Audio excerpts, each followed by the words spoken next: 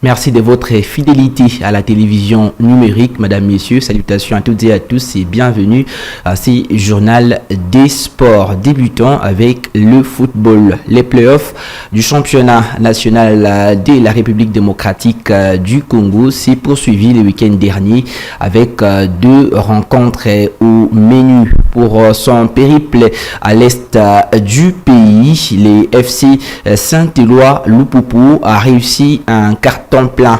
Après avoir battu l'AS Maniema Union à Kindu, le club jaune et bleu de Lubumbashi a eu raison de l'AS Dauphin Noir sur le score de 2-1 le dimanche 24 mars suivi. C'est une victoire précieuse remportée par les FC Saint-Éloi Lupopo le dimanche 24 mars sur la pelouse de l'AS Dauphin Noir de Goma. Le club jaune et bleu de Lubumbashi est parvenu à s'imposer sur la note de 2-1 dans un duel très disputé. Les premiers à trouver l'ouverture du score, c'est les FC Saint-Éloi Lupopo. Juste avant la pause, l'attaquant tanzanien Georges Mpole, d'une tête imparable, trompe les gardiens adverses. Au retour des vestiaires, transformé par les discours de Guy Lousadissou, Dauphin Noir revient dans la partie en égalisant à la 79e minute. À force de pousser, les cheminots parviendront à trouver la solution à la 85e minute avec le deuxième but, celui de la victoire, signé Georges Mpole pour son doublé. 2-1, score à la fin du match. Lupopo réalise les coups parfaits, 2 victoires en 2 matchs pour son périple à l'est du pays. En réaction, après la belle victoire de son équipe sur le score de 2-1, l'entraîneur du FC Saint-Éloi Lupopo, Mohamed Magasuba, indique qu'un tel championnat n'est autre chose qu'une course défense. C'est pas une course de vitesse, c'est l'arrivée qui détermine la suite. Une très très belle équipe.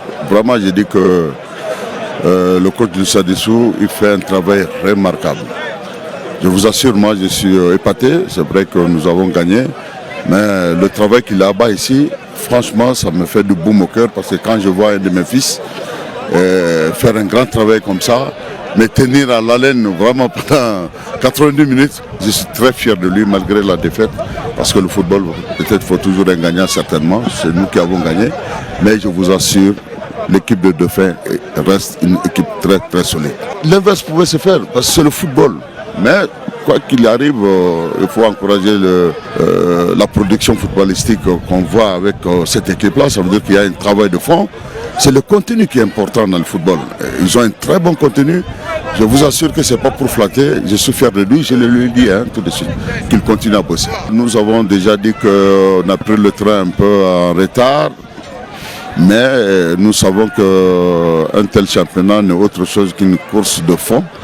Ce n'est pas une course de vitesse, c'est l'arrivée qui compte. Voilà, c'est un public que moi j'ai toujours adoré, sincèrement du fond du cœur, parce que c'est un public chaud, c'est un public qui accompagne son équipe, c'est un public qui vit avec l'équipe et surtout qui vit avec le rythme du jeu de l'équipe. Et moi j'aime ça. Et je dis encore, au coude à coude, il faut qu'ils se tiennent. La réunion des esprits, la conjugaison des efforts, que cela continue et que chacun joue sa partition, parce que le football aujourd'hui, les grands clubs, c'est la partition de tout le monde pour faire un orchestre, c'est-à-dire, ce qu'on l'a dit, combiner le son de façon agréable à l'oreille, faire de la musique et gagner, avancer. À Lubumbashi, l'AS Vita Club de Kinshasa n'a pas réussi à se débarrasser du cercle sportif Don Bosco au stade tout-puissant Mazembe Englebert, la commune de la Kamalondo. 0 but partout, c'est le score qui a départagé les deux formations le dimanche 24 mars dans le cadre de la 5e journée des playoffs. Au classement provisoire de ces championnats de la République démocratique du Congo, les tout-puissants Mazembe Englebert gardent la tête avec 10 points pour 4 sorties. La deuxième place est prise par l'ASV Club avec 9 points en 5 journées avec plus 5 comme goal différence. Troisième, le FC Saint-Éloi Lupopo, après sa victoire devant Dauphin Noir, occupe désormais la troisième position avec 9 points plus 3 comme goal différence en 5 rencontres livrées. Quatrième, AS Maniema Union avec 9 points également pour 5 journées, mais plus D comme goal différence. Cinquième, AS Dauphin Noir avec 4 points au total pour 5 rencontres livrées. À la 6e position, on retrouve la formation du FC Lubumbashi Sport avec 4 points également pour 5 sorties avec moins 8 comme goal différence. À la 7e position, les FC Les Aigles du Congo avec 3 points pour 4 sorties et moins 1 comme goal différence. Et les classements se terminent avec la formation du cercle sportif Don Bosco qui n'a jusque-là engrangé qu'un petit point pour 2 points pour 5 journées et moins 4 comme goal différence. Après une brillante participation à la dernière Coupe d'Afrique des Nations, la République démocratique du Congo compte à tout prix se qualifier pour la prochaine Coupe du Monde de la FIFA. Revêtu de sa casquette des managers des Léopards, Sébastien Desabre, qui est en même temps sélectionneur de cette sélection de la République démocratique du Congo, compte bien renforcer son effectif en prélude des échéances du mois de juin prochain. C'est ainsi qu'il a réussi à convaincre 3 binationaux pour porter les couleurs des Léopards de la République démocratique du Congo. Redorer l'image de la sélection congolaise est devenue une obsession pour Sébastien Desabre. Dans son rôle de sélectionneur et manager des Léopards, celui-ci ne se repose plus sur son oreiller. Le technicien français est parvenu à convaincre 3 nouveaux joueurs à opter pour la République démocratique du Congo. Après plusieurs séances de supervision et contacts téléphoniques, Sébastien Desabre a réussi à trouver les mots justes pour convaincre Aaron Wan-Bissaka. Le latéral droit de Manchester United, qui était autrefois réticent à porter les couleurs de la RDC, a finalement opté en donnant son accord à Sébastien Desabre. Comme lui, Stevie Mavididi a également été converti par Sébastien Desabre. Le discours du sélectionneur de la RDC a été tellement juste que le joueur de Leicester n'a pas su résister. Auteur des 11 réalisations en championship avec son club, Mavididi reste un choix idéal pour renforcer l'attaque des Léopards qui était en difficulté lors de la Coupe d'Afrique des Nations. Le troisième et dernier converti s'appelle Axel Twanzembe. Le défenseur central de 26 ans est celui qui est bien placé pour rejoindre la tanière des Léopards dès le mois de juin prochain, car il a déjà été présélectionné avant la Coupe d'Afrique des Nations.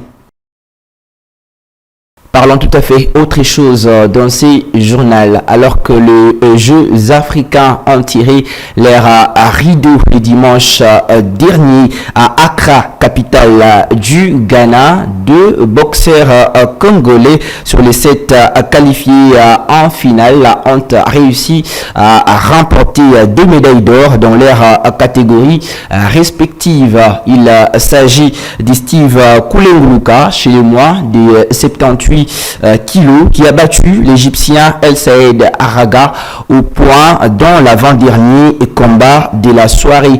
Et pour clôturer ces combats des box, Pita Kabeji a également réédité l'exploit en s'imposant devant Oumri Mohamed d'Algérie chez le moins de 80 kilos. Par contre, 5 autres boxeurs congolais ont perdu leur combat chez les dames comme chez les hommes. Ils se sont quand même contentés des 5 médailles d'argent. Il s'agit notamment de Toulembuka Zola, Boniface Zongala, Merveille Mbalaï, Jorbel Maloué et Marie-Jaël Mwika. Rappelons par ailleurs que 4 autres boxeurs avaient déjà glané 4 médailles de bronze jeudi dernier, ce qui fait un total de 11 médailles, dont 2 en or, 5 en argent, ainsi que 4 en bronze, rien que pour la boxe. Restons toujours à Accra, au Ghana, pour parler des Jeux africains. Pour cette fois-ci, on va changer de discipline. On va évoquer les handball, les léopards handball dames, messieurs et dames de la République démocratique du Congo, qui jouaient le vendredi 22 mars la finale des Jeux africains, n'ont pas réussi à décrocher l'or à la suite de la rencontre. En effet, les léopards dames handball de la République démocratique du Congo se sont inclinés devant les Palanca de l'Angola sur le score de 33-15 en finale de la spécialité des 13e Jeux africains d'Accra au Ghana. Les Congolaises ont arraché la médaille d'argent de cette épreuve, contribuant à la moisson de la République démocratique du Congo dans ces tournois. Toujours en handball, les léopards messieurs de la République démocratique du Congo se sont également inclinés devant les pharaons de l'Égypte, cette fois-ci sur le score des 32-33. Le même vendredi au complexe sportif BSB Borteriam d'Accra au Ghana, comptant pour les 13e Jeux africains. On va revenir en République démocratique du Congo pour parler basketball à présent. La Ligue provinciale de basketball de Kinshasa poursuit son bonhomme de chemin au gymnase du commissariat de la police nationale congolaise. Le week-end dernier, l'heure était à la 5e journée dans les 2 versions. En ce qui concerne les rencontres jouées les samedis 23 mars, sachez que chez les dames, la formation des tourbillons a eu raison des CFB Raphaël sur le score des 60-47. Ngaba Basketball Center a courbé les chines devant CNSS sur la note de 27-147. Et chez les messieurs, la formation des Binza City a eu raison des Molokai sur le score des 46-43. Les Figuiers a été battu par New Gen sur le score des 88-52. Et les dimanches 24 mars, 4 autres rencontres ont eu lieu, toujours au gymnase de la police nationale congolaise chez les dames. Mboka a battu la formation des INRI sur le score des 59-49. Héritage a eu raison de la révélation sur le score des 67-24. Et puis chez le messieurs, City Kauka a eu raison des polices sur le score des 67-52. Et Bana Ngalima ont eu raison des héritages sur le score des 44-34. La suite du programme, toujours pour ce qui concerne le championnat de la Ligue provinciale de basketball de Kinshasa, pour le mercredi 27 mars, toujours au gymnase de la police nationale congolaise. 4 rencontres seront au programme. Chez le dames, CFB Raphaël va en découdre à 13h juste avec Ajakam, et à 14h45 la formation des Don Bosco jouera Yellow Star. Chez le monsieur, Police jouera les Figuiers à 16h30 et SCTP sera aux prises à Don Bosco à partir des 18h15.